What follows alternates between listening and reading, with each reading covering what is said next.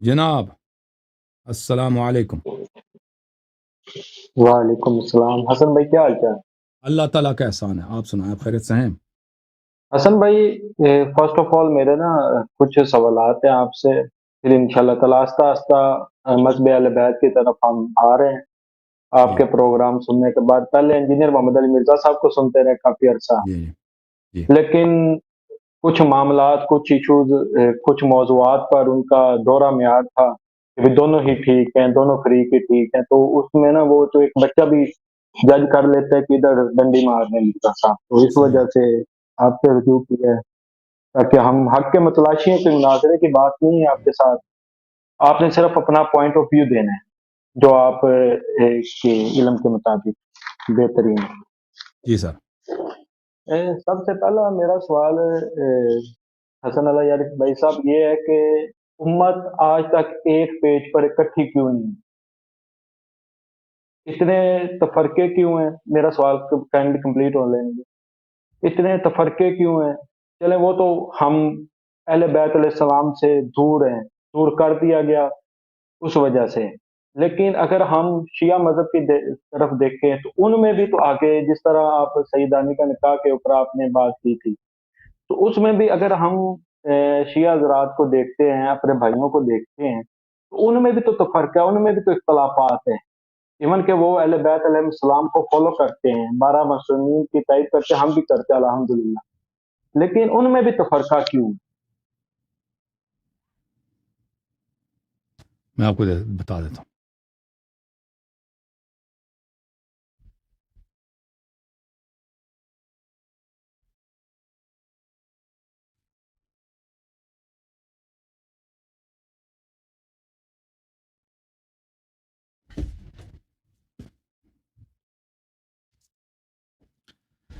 قرآن مجید فرقان حمید میرے بھائی، سورہ مبارک یہ البقرہ۔ اعوذ باللہ من الشیطان الرجیم، بسم اللہ الرحمن الرحیم۔ تلک الرسل فضلنا بعضهم على بعض منهم من کلم اللہ ورفع بعضهم درجات۔ یہ رسول ہم نے ان میں سب کو ایک درجے پہ نہیں رکھا، بعض افضل ہیں، بعض مفضول ہیں، بعض دوسروں سے ایک دوسرے سے اوپر نیچے درجات میں۔ اچھا، ان میں سے وہ ہے جس کے ساتھ اللہ نے کلام کیا ہے، ورفع بعضهم درجات، ان میں سے کچھ کو اللہ تعالیٰ نے انبیاء میں سے بلند مقام دی ہے۔ وآتینا عیسی ابن مریم البینات وایدناہ بروح القدس۔ عیسی ابن مریم علیہ السلام کو ہم نے معجزات بینات دیا، مردہ کو زندہ کرتے تھے، پرندہ مٹی سے پرندہ بنا کے پھونک دیا، پرندہ بن گیا، زندہ بن گیا، ٹھیک ہے نا۔ اچھا، وایدناہ بروح القدس، ہم نے اس کو روح القدس سے، روح القدس کیا ہے، اس کے ساتھ ہم نے اس کی تائید کی تھی۔ اب شیعہ روایات میں بہت ہے روح القدس کیا ہے۔ اچھا، وَلَوْ شَاءَ اللَّهُ مَا اقْتَتَلَ الَّذِينَ مِن بَعْدِهِم مِّن بَعْدِ مَا جَاءَتْهُمُ الْبَيِّنَاتُ، اگر اللہ چاہتا تھا انبیاء علیہ السلام کے بعد، ان کے گزرنے کے بعد ان کے امتوں میں قتال نہ ہوتا، اختلاف نہ ہوتا، اگر اللہ چاہتا یہ کرتا، سب لوگ معصوم بن جاتے نا۔ اگر اللہ چاہتا کہ ہم اور آپ گناہ نہ کرتے، بدعتی نہ بنتے، کوئی بھی شخص غلط راستے پہ نہ جائے، اللہ کر سکتا تھا ایسا، لیکن اللہ نے یہ دنیا بنایا کس لیے؟ کہ لوگوں کا امتحان لیا جائے، جو گناہ کرنا چاہتا ہے وہ گناہ کر سکے، اور جو عبادت کرنا چاہتا ہے اچھا رہا وہ اس کے لیے میسر ہو۔ اللہ نے یہ دنیا بنایا۔ اچھا، اگر اللہ چاہتا کہ اس کے بعد لوگ وہ آپس میں قتال نہ کرے، اختلاف نہ کرے، نزاع نہ کرے، اللہ یہ کر سکتا تھا۔ وَلَوْ شَاءَ اللَّهُ مَا اقْتَتَلَ الَّذِينَ مِن بَعْدِهِم مِّن بَعْدِ مَا جَاءَتْهُمُ الْبَيِّنَاتُ، جو لوگ انبیاء علیہ السلام کے بعد انہوں نے آپس میں اختلاف کیا ہے، اس بات کے بعد اختلاف کیا کہ ان کے درمیان بینات موجود تھے۔ بینات کس کو بولتے ہیں؟ روشن دلیل۔ روشن دلیل کے بعد ان لوگوں نے آپس میں اختلاف کیا ہے، ٹھیک ہے نا۔ وَلَٰكِنِ اخْتَلَفُوا فَمِنْهُم مَّنْ آمَنَ وَمِنْهُم مَّنْ كَفَرَ، لیکن آپس میں ان لوگوں نے اختلاف کیا۔ کب اختلاف کیا ہے؟ اختلاف ان کا کب ہوا؟ مِن بَعْدِ مَا جَاءَتْهُمُ الْبَيِّنَاتُ، انہوں نے بینات، آیات واضحات، راہ روشن، واضح دلائل دیکھ کر انہوں نے آپس میں اختلاف کیا ہے۔ تو جب اختلاف ہوا ہے، فَمِنْهُم مَّنْ آمَنَ وَمِنْهُم مَّنْ كَفَرَ، ان میں سے بعض مومن ہیں، بعض کافر ہیں۔ اچھا، حالانکہ یہ سب انبیاء کے پیروکار ہیں۔ وَلَوْ شَاءَ اللَّهُ مَا اقْتَتَلُوا وَلَٰكِنَّ اللَّهَ يَفْعَلُ مَا يُرِيدُ. اگر اللہ چاہتا تو یہ آپس میں قتال نہ کرتے، لیکن اللہ وہی چاہتا ہے جو اس کا ارادہ ہے، جو اس کا حکمت ہے، جس میں مصلحت ہے. کہنے کا مقصد یہ ہے کہ اختلاف جو امت میں ہوئی ہے یہ اس لیے نہیں ہوئی ہے کہ امت کو پتہ نہیں ہے. امتوں نے، قرآن مجید کا فرمان ہے کہ بینات کے آنے کے بعد امتوں نے اختلاف کیا آپس میں، یعنی راہ واضح معلوم ہے، اس کے باوجود حق کو نہیں مانتے. حق کو نہیں مانتے کس لیے نہیں مانتے؟ اس لیے کہ وہ اتباع نفس، اتباع شہوت کے لیے، ان کو اپنے کسی کی مالی منفعت اس راستے میں ہے. رسول پاک صلی اللہ علیہ وسلم جب تشریف لائے تھے تو علماء یہود و نصارہ بہت تھے اس زمانے میں، ان سب کو بخوبی پتہ تھا یہ پیغمبر ہیں. علماء فوراً پہچان گئے کہ یہ جھوٹ نہیں کر رہے، کیونکہ حضرت عیسیٰ علیہ السلام نے، حضرت موسیٰ علیہ السلام نے، حضرت یوسف علیہ السلام نے، حضرت ابراہیم علیہ السلام نے، انہوں نے سب رسول پاک صلی اللہ علیہ وسلم کی تشریف آوری کی بشارت دی تھی اور ان کی واضح نشانیاں بتا دی تھی، ان کے اہل بیت کی نشانیاں اور ان کی اصحاب کی نشانیاں سب بتا دیا تھا واضح طور پر. الذین آتیناہم الکتاب یعرفونہ کما تعرفون ابناءکم، یہ قرآن کی آیت ہے. اہل کتاب جب نبی صلی اللہ علیہ وسلم آئے تھے جیسے آپ اپنے بیٹے کو جانتے ہیں. اب میں اپنے بیٹے کو جانتا ہوں کس طرح؟ اچھی طرح سے جانتا ہوں، میں تو اچھی طرح سے جانتا ہوں. جب سے پیدا ہوا ہے میں اس کے ڈائپر ہم نے چینج کیے نا، ہم تو جانتے ہیں بچہ مختلف مراحل سے. جیسے آپ لوگ اپنے بیٹوں کو جانتے ہیں، یہ لوگ پیغمبر صلی اللہ علیہ وسلم کو اسی طرح پہچانتے ہیں کہ یہ پیغمبر ہیں، لیکن نہیں مانتے. تو اس زمانے میں لوگ سب پہچان گئے تھے کہ پیغمبر ہیں، لوگوں نے نہیں مانا تھا. کس لیے نہیں مانا تھا؟ کوئی تعصب ہے بھائی، کسی کو دنیا پرستی ہے. اب میں فرض کریں کہ میں ایک پادری ہوں وہاں عرب میں، حجاز میں، یا یہودی عالم ہوں، لوگ مجھے تحفے دیتے ہیں، لوگ میری اتباع کرتے ہیں، میں حکم دیتا ہوں، میرا حکم چلتا ہے. اب اگر میں کہہ دوں کہ اب بھائی یہ سلسلہ ختم ہونا چاہیے، اب ایک نیا پیغمبر آیا، یہ ہمارا جو چرچ ہے، ہمارا جو معبد عبادت خانہ ہے، یہ آج کے بعد منسوخ ہے، پوری کی شریعت ہی منسوخ ہے. ہم آج کے بعد حضرت موسیٰ، حضرت عیسیٰ علیہ السلام کے قول پہ عمل نہیں کر سکتے. ہمیں سب جانا ہوگا، شروع سے سیکھنا ہوگا کہ پیغمبر صلی اللہ علیہ وسلم کیا فرماتے ہیں. ٹھیک ہے نا؟ تو اس کا مطلب یہ ہے کہ میری دکان تو ختم ہے نا. میرا جو دکان تھا اتنا بڑا، میں مفتی ہوں، میں بڑا عالم ہوں یہودیوں کا یا میں نصارہ کا، لوگ تحفے لاتے ہیں، میں جس جگہ بہترین لڑکی سے میں شادی کرنا چاہوں شادی کر سکتا ہوں، جو میں حکم دیتا ہوں لوگ مانتے ہیں. مجھے زندگی میں محنت کرنے کی ضرورت. ابھی جو علماء دین ہے، جو بڑے بڑے علماء، ان کی کیا کتنے پیسے ہیں ان کے پاس، وہ لینڈ کروزر پہ ان کی گاڑیوں کی وہ کاروان بنتی ہے بھائی، وہ ایک شہر سے دوسرے شہر جاتے ہیں. تو اس زمانے میں بھی یہی تھا. اب انہوں نے اعتراف نہیں کیا، انہوں نے نبی صلی اللہ علیہ وسلم سے اختلاف کیا. تو یہ جو انسان کس لیے؟ دنیا پرستی کے لیے، یا بعض لوگ تعصب کے لیے. قالوا بلے وَإِذَا قِيلَ لَهُمُ اتَّبِعُوا مَا أَنزَلَ اللَّهُ قَالُوا بَلْ نَتَّبِعُ مَا أَلْفَيْنَا عَلَيْهِ آبَاءَنَا أَوَلَوْ كَانَ آبَاؤُهُمْ لَا يَعْقِلُونَ شَيْئًا وَلَا يَهْتَدُونَ. جب ان سے کہا جاتا ہے کہ تم آ جاؤ اتباع کرو ما انزل اللہ، قرآن مجید کے، اللہ کے جو پیغمبر آئے ہیں معجزات کے ساتھ آئے ہیں، اس پیغمبر کو تم اچھی طرح سے جانتے ہو، یہ جھوٹے نہیں ہیں. کہتا ہے نہیں ہمارا بابا کا دین ہے نا، ہم تو یہ تو نہیں کر سکتے نا. تو بعض لوگ تعصب کی وجہ سے ہم اپنے باپ کے دین کو نہیں چھوڑ سکتے. اولو کان آباؤہم لا یعلمون شیئا ولا یہتدون. اگرچہ ان کے آبا جاہل سے جاہل ترین لوگ ہوتے تھے، کوئی ہدایت کے راستے پہ نہیں نا. وہ آبا ان کے سب بت پرست، زناکار، شرابی، آدم خور، آدم کش، لیکن اسی سے تعصب تھا عربوں کو. یہ انسان کی جو طبیعت یہ چینج تو نہیں ہوئی ہے. نبی صلی اللہ علیہ وسلم کے بعد بھی یہ تعصب لوگوں میں، یا دنیا پرستی یا منفعت پرستی. اب امت میں کیوں اختلاف ہے؟ امت میں اس لیے اختلاف نہیں ہے کہ مسائل امت کو پتہ نہیں ہے.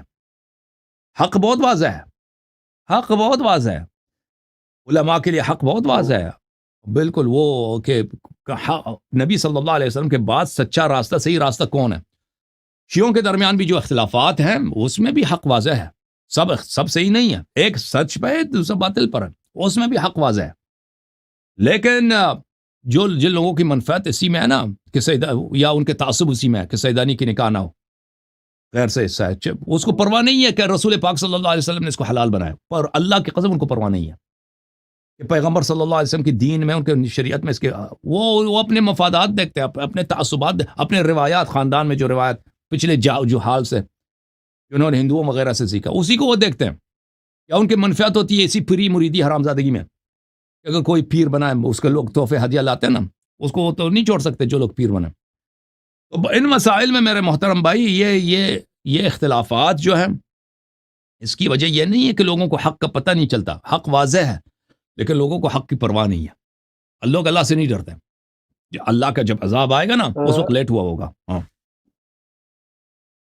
ایکچولی جو ہمارے جیسے جوان مطلب آ رہے ہیں اہل مذہب کے اہل بیت علیہ السلام کی طرف ریسرچ کر رہے ہیں، اسٹڈی کر رہے ہیں، تو وہ جب کمپیریزن کرتے ہیں، جس طرح اب فتویٰ بھی آیا خامنہ ای صاحب کا کہ جتنا بھی مطلب ماتم داری ہے، زنجیر زنی ہے، یہ حرام ہے.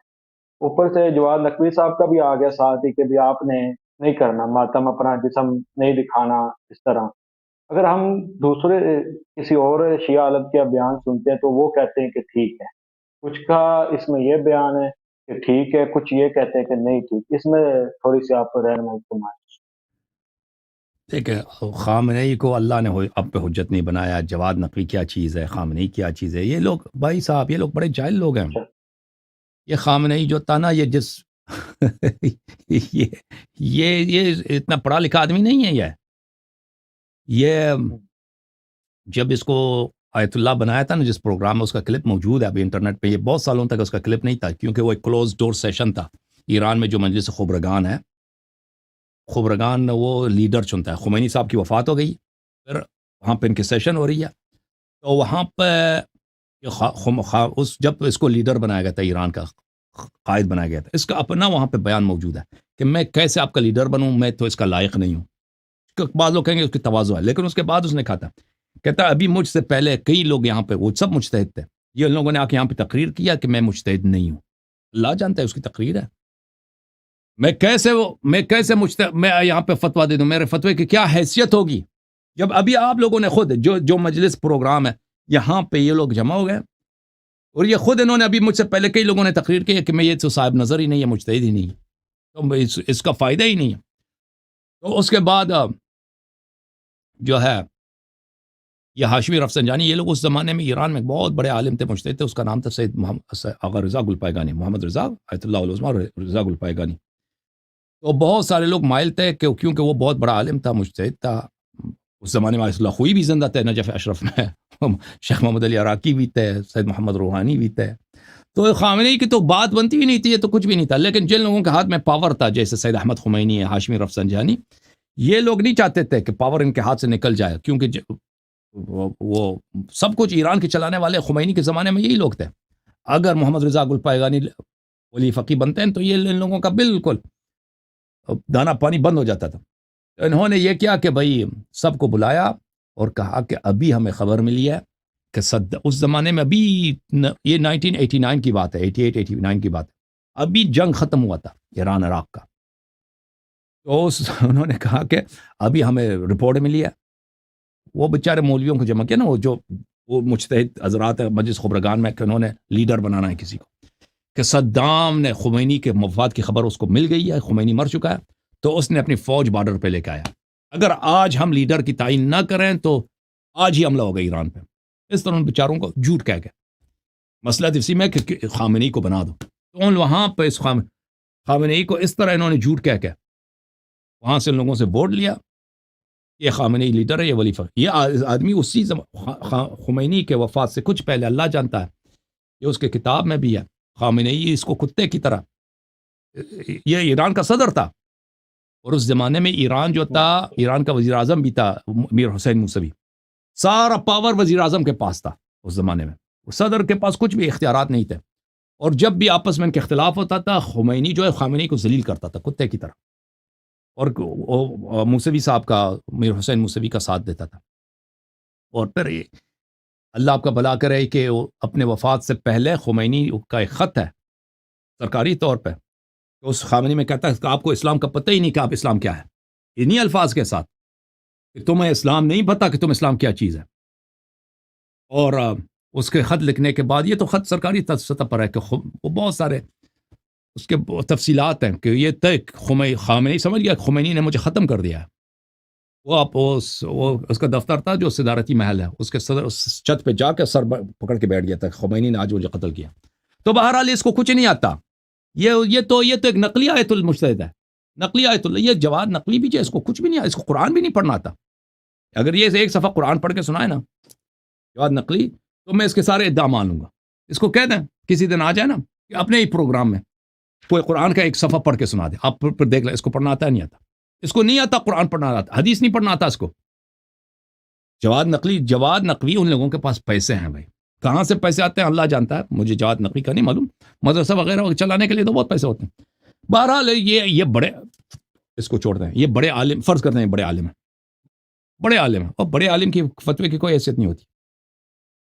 میرے فتوے کی کوئی حیثیت نہیں ہے. حجت کیا ہے؟ کلام اللہ، حدیث شریف.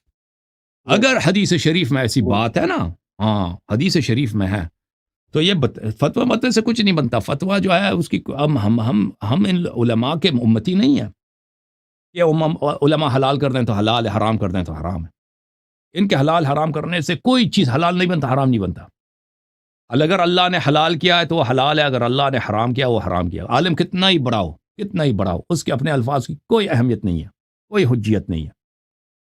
ہاں وہ عالم یہ کر سکتا ہے کہ بھئی حدیث آپ کو پیش کر دے، اپنا دلیل پیش کرے نا. یہ اگر کہہ دیں کسی مسئلے پہ دلیل پیش کریں، آپ نوجوان ہیں، اللہ نے آپ کو عقل دیا. آپ وہ مستری صاحب کو سنتے تھے، اب میری بات اس حقیر کی باتوں کو سنتے ہیں نا، وہ تو آپ تو دلیل کو دیکھیں گے نا. اسی لیے ادھر آئے کہ دلیل کو آپ نے خود بولا کہ وہ ان کے دوہرے میں آ رہے ہیں، وہ کہتے ہیں یہ بھی صحیح ہے وہ بھی صحیح ہے. اس طرح تو نہیں ہو سکتا، یہ اللہ نے عقل دیا. انہوں نے فدق کا معاملہ جو ہوا نا، تو ان کے الفاظ ہیں کہ بی بی فاطمہ سلام اللہ اگر خلیفہ اول نے دے دیا تو بھی ٹھیک ہے، نہیں دیا تو بھی ٹھیک. بھائی اگر اتنا ہی ڈر ہے تو آپ کھڑے ہو جاؤ، ایک ہی طرف ہی کھڑے ہو جاؤ.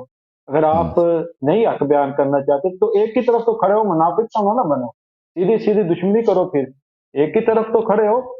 تو ہم جس طرح بی بی فاطمہ سلام اللہ علیہ کا حق مانتے ہیں الحمدللہ، باقی فدق کے معاملے میں، امامت کے معاملے میں الحمدللہ.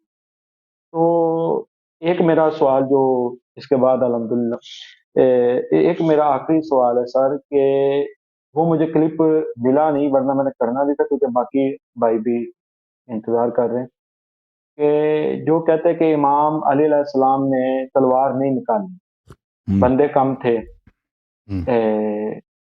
نصرت نہیں تھی، اصحاب نہیں تھے. تو وہ میں آپ کے موقف سے بالکل ایگری ہوں، لیکن جو سننے والے ہیں ان کے لیے کہ جو مولا امام حسین علیہ السلام نے خروج کیا ہے، مدینہ سے نکلے ہیں، پھر مکہ گئے ہیں، مکہ سے پھر کوفہ گئے ہیں، تو پھر ادھر جا کے کربلا پیش آئی، تو اصحاب تو ان کے پاس بھی بہت کم تھے. اس پہ تھوڑی سی توجہ. تو آپ کو پتہ ہے کہ امام حسین علیہ السلام جب مکے میں تھے تو ان کو بے شمار ہزاروں کی تعداد میں خط آئے تھے نا. امیر المومنین علیہ السلام جب مدینے میں تھے، ابو بکر کے ساتھ لوگوں نے بیعت کی، ان کو تو کوئی آفر نہیں ہوا کہ مثلا کوئی قبیلہ آفر کرے مدینے سے باہر کہ ہم بھائی 1000 لوگ ہیں، آپ ادھر تشریف لو. اس طرح تو کوئی نہیں ہے، ان کے ساتھ تو کوئی نہیں تھا.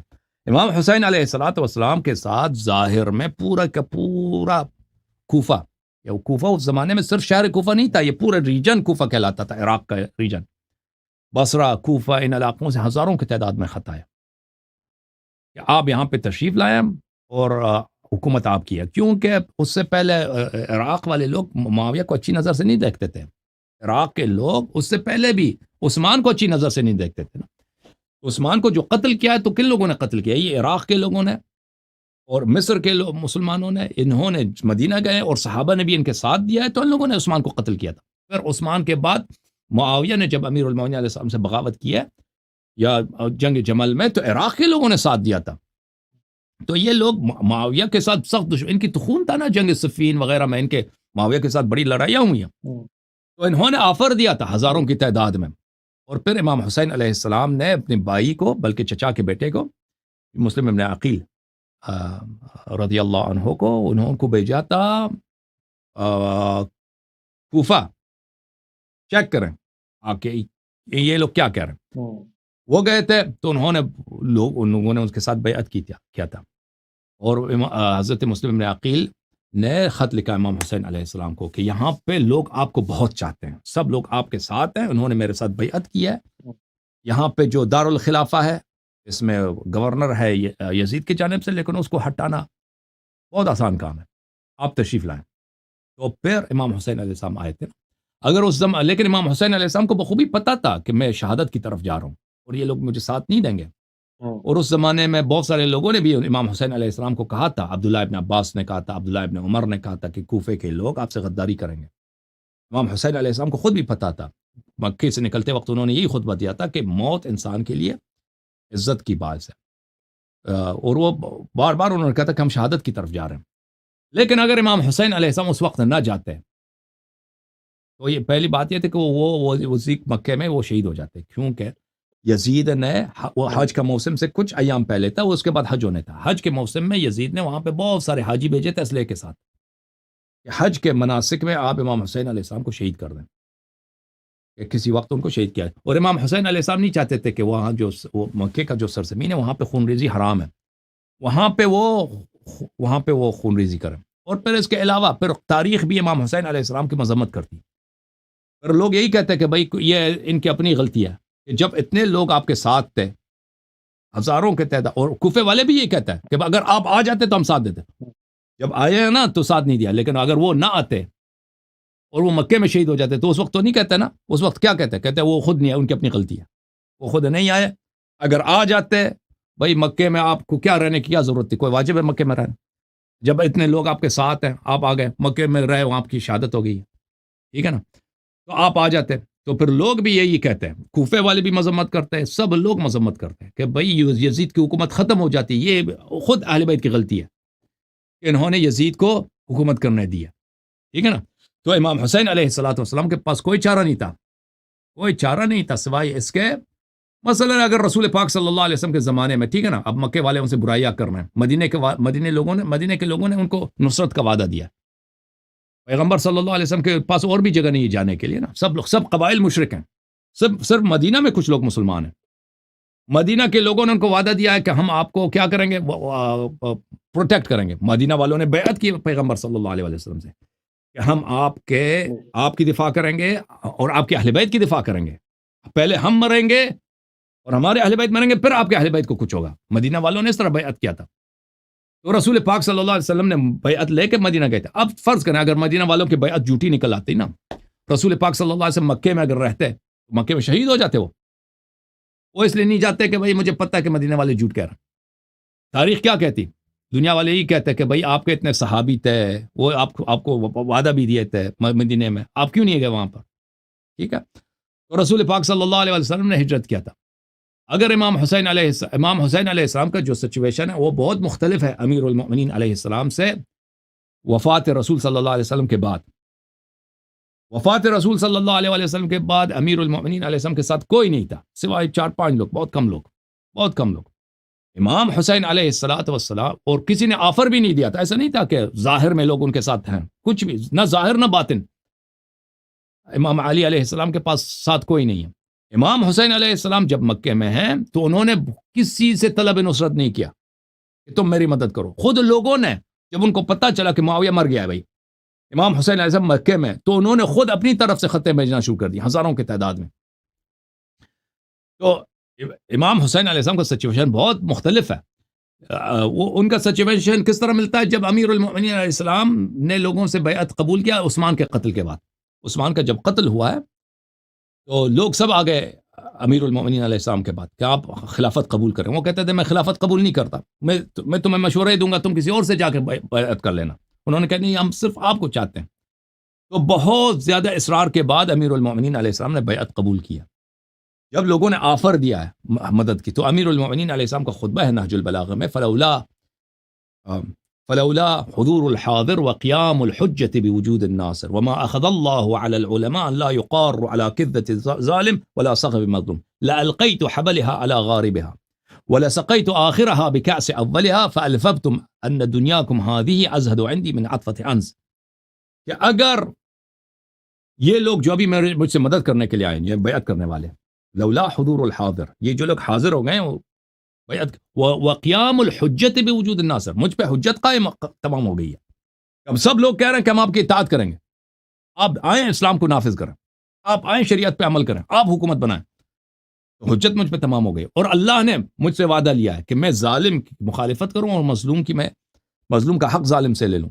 اگر اس طرح نہ ہوتا تو فَأَلْقَيْتُ حَبَلِهَا عَلَى غَارِبِهَا، میں اس خلافت کے اونٹ کے لگام کو اس کے کوہان پہ ڈال دیتا، وَلَسَقَيْتُ آخِرَهَا بِكَأْسِ أَوَّلِهَا، اور میں جیسے پہلے زمانے میں نے خلافت مجھے نہیں ملے، میں گھر میں صبر کیا، میں اسی طرح صبر کرتا، میں آخر والے کو وہی پانی پلاتا جس طرح میں نے پہلے والے کو پانی پلایا، اور اس وقت تم دیکھ لیتے کہ تمہاری جو دنیا ہے میرے نزدیک جو بکری کے ناک میں جو نم ہوتا ہے نا، پانی ہوتی ہے اس کے ناک میں، وہ کوئی اچھی چیز نہیں ہوتی، اس سے کوئی انسان رغبت نہیں رکھتا، یعنی بکری ہے، بکری کے ناک میں جو نم ہے وہ تو کوئی انسان، تم دیکھ لیتے کہ تمہاری دنیا میرے لیے اس سے زیادہ جو ہے غیر مطلوب ہے، بکری کے ناک میں جو نم ہے، جو گندگی ہے، اس سے زیادہ میرے لیے غیر مطلوب ہے، تم دنیا سے مجھے محبت نہیں۔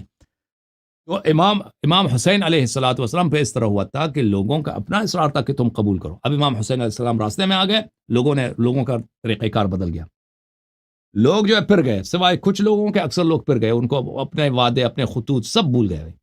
مسلم ابن عقیل کو بھی شہید کر لیا لوگوں نے، اور پھر امام حسین علیہ السلام کو بھی راستے میں غداری کے ساتھ شہید کیا گیا۔ اوکے،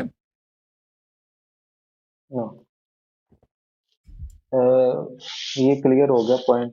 بہت شکریہ آغا جان، آپ نے ٹائم تھینک یو دیا، سر، وقت اللہ آپ کو دیا جزائے اپنا۔ خیر دے، بہت اللہ مہربانی پاک آپ کو عزت دے، اللہ حافظ۔ Thank you sir, thank you sir, thank you, اللہ حافظ۔ اللہ حافظ۔